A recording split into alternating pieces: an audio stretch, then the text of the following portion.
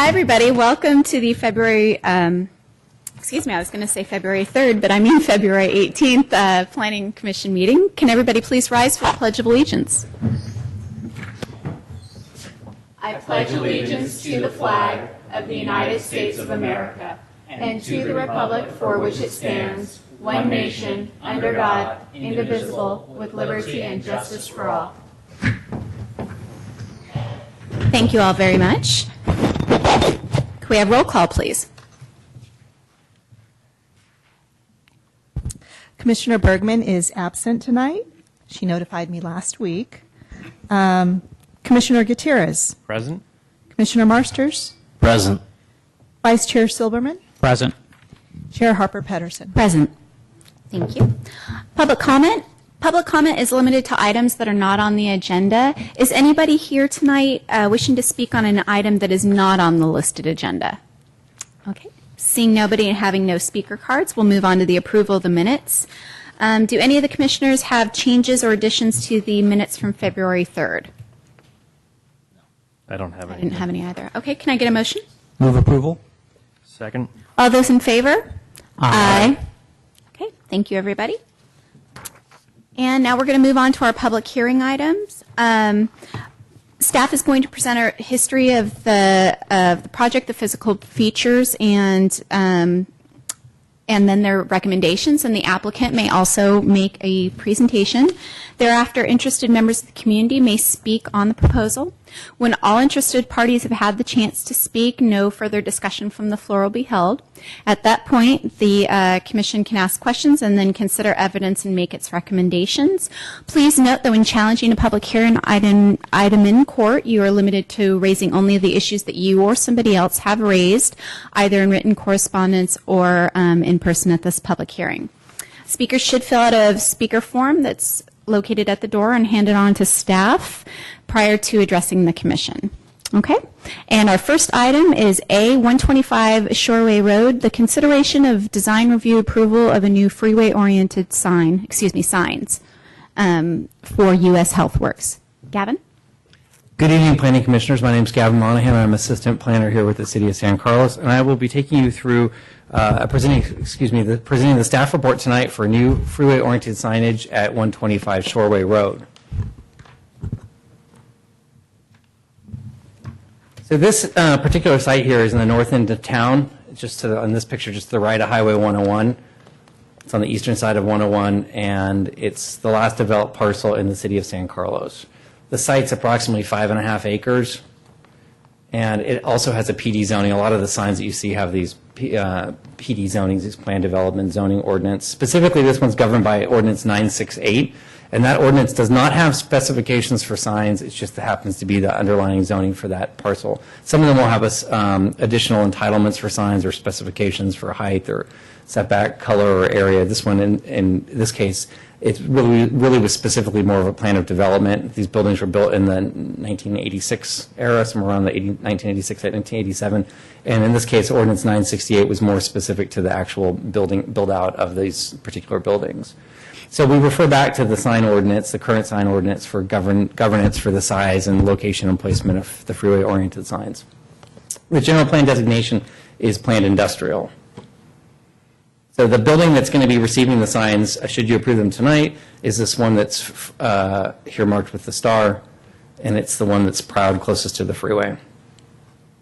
So the request is for two freeway-oriented there's actually one wall sign, there's two freeway-oriented signs. One of them is a monument sign, it's quite small. I included it because it's just over 1 square foot. 1 square foot is the threshold for review. So if you noticed in our tally, there's three different businesses located there, and I only tallied up 2 out of the 3 names because one of the 3 businesses, the sign area on the monument sign is less than 1 square foot, so it drops off our requirement to keep track of it. It's underneath our threshold for adding. So in this case tonight, we're looking at specifically 2 new signs for U.S. HealthWorks. The large sign that would be mounted to the building is approximately 4 feet high and 17.5 feet wide. And it is strawberry red and blueberry. I like the names of the colors for this particular sign. And it includes the U.S. logo on the left-hand side and then a box that includes occupational medicine and urgent care on a rectangular box on the right-hand side of the sign. And this is for a total request of 55, a little bit over 55.5 square feet, 55.85 square feet. So this is the sign that would be on the building for U.S. HealthWorks.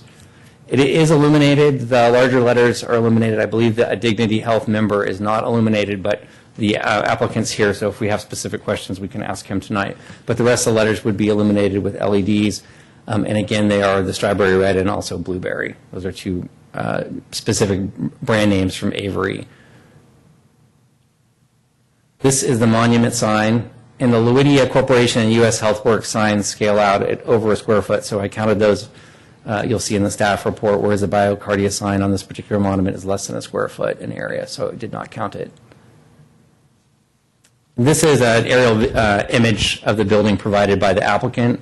So right here where it says proposed 1, that's the wall signage, and then these are the monument sign and then the informational signage. We also don't count informational signage under a certain threshold of 2 square feet. So any of the informational signage that would say Luidia turn right or U.S. HealthWorks enter here, if it's less than those area measurements, they're not counted towards the maximum amount of signage for any particular location. There are required findings of approval to approve a sign should you decide to approve the request for signage here tonight. These are the required findings of approval. They're also detailed in the staff report. Staff has, of course, reviewed the sign and found that it meets all of the required findings for approval.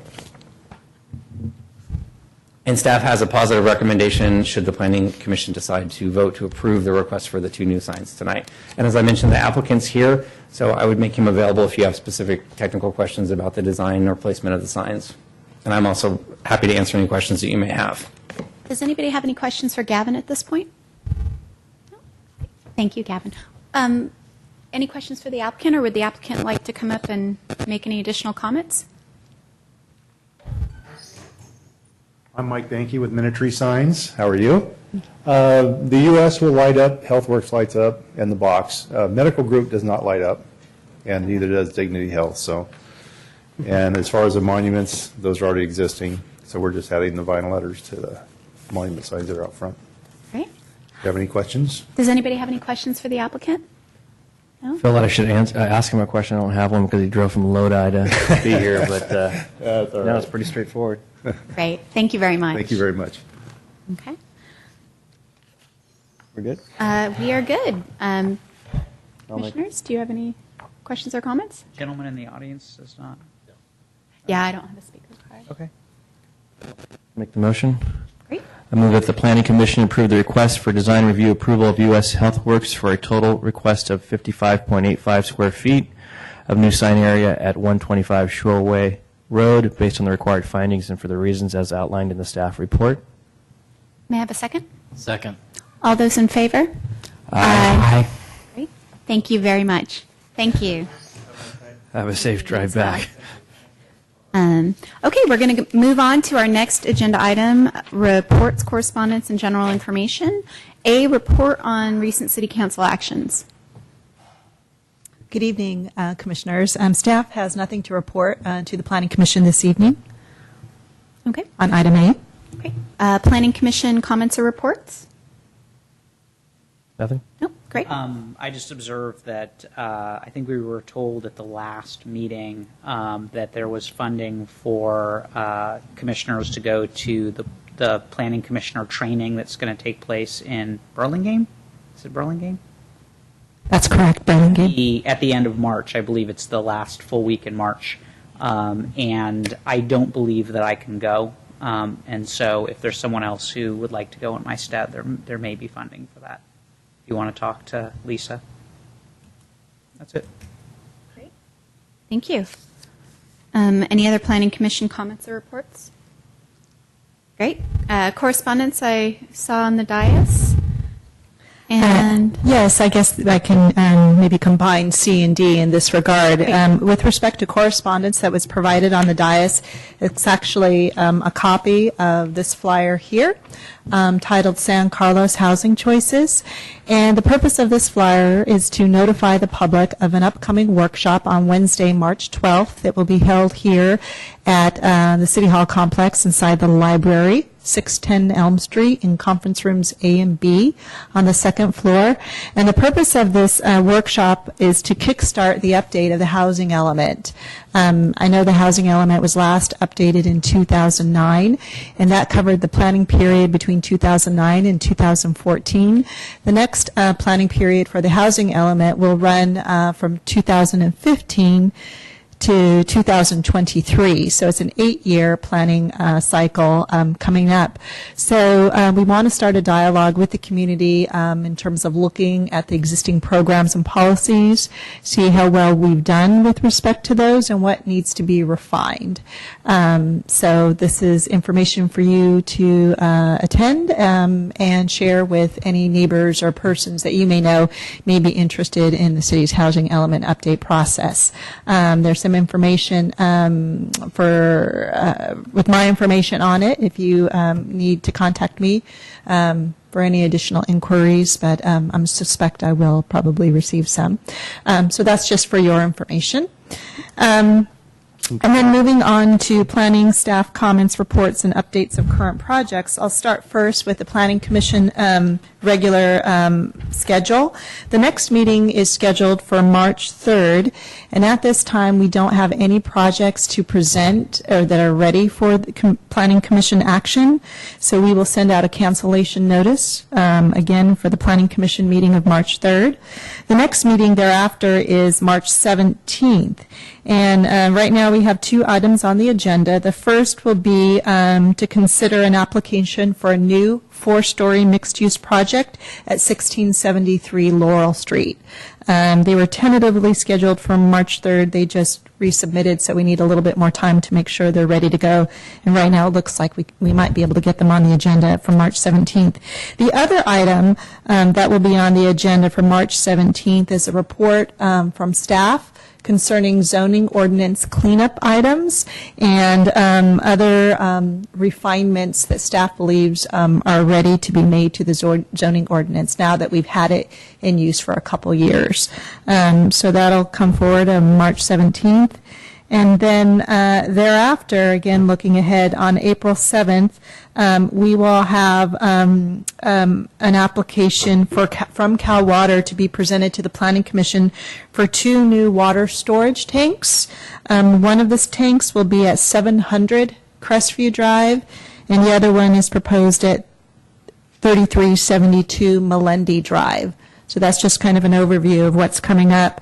Other things to share with the planning commissioners is the State of the City presentation is upon us and is scheduled for March 6th at Hiller Aviation Museum. I'm told RSVPs need to go through the Chamber of Commerce, so if you're interested in attending the State of the City presentation by the mayor, again, that's March 6th from 5:30 to 7:30 p.m. at Hiller Aviation.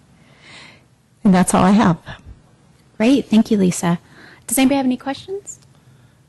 The question I had was about the update to the housing element. Is that something that comes through us, or is that something that goes through EDEC before it hits the city council? That will be something that's required to go through the Planning Commission because it's an amendment to the city's general plan. Okay. It's required to go through the Planning Commission before it makes its way. So the Planning Commission will be making a recommendation to the City Council. Thank you. Great. Thank you. Any other questions for Lisa on the items? Great. Okay. Well, then I'm going to go ahead and adjourn this meeting in record time at 7:15. Thank you all very much.